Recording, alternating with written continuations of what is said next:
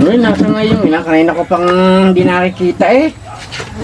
E di kayo na doon sa may tabing kalsada doon, nakaungkot doon eh. Ayawan ko lang kung sinong inaantay nun doon. Puntahan nyo na lang doon.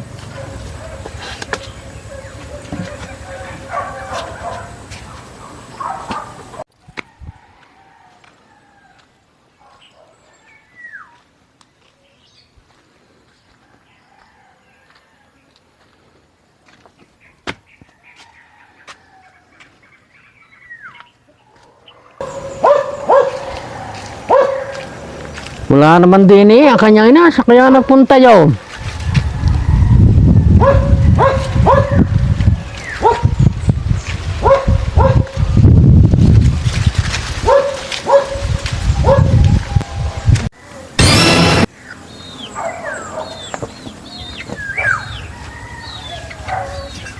Yun, wala naman doon na yung ina eh. 2,000 years later.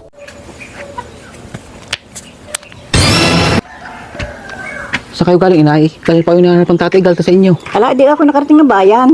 Ay, itsura nyo yan, nakatingin ng bayan. Ala, huwag mo nang alamay, bahay mo't ka lamang. Kaya ang tatay galta sa inyo, bahala kayo.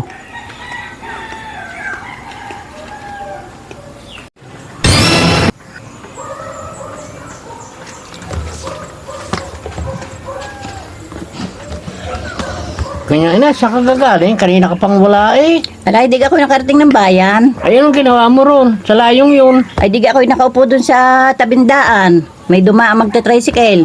Sabi sa akin magta-tricycle eh, nanay, sakay na kayo. O, ay di ngay ako ngay sumakay. Bayga, ito'y pagdating ng bayan, ako pinabababa. Sabi ng magta-tricycle eh, baba na kayo nanay, bayan na ito. Sabi ko, bakit mo ko pinasakay bago ako pabababain mo? Sabi magta-tricycle eh, akala ko naman nanay kayo kayo pabayan lamang. Ay sabi ko, ay hindi, ako minaantay lang doon sa tabindaan. Gandang-ganda ng upo ko eh. Ako pinasakay mo bago pabababain.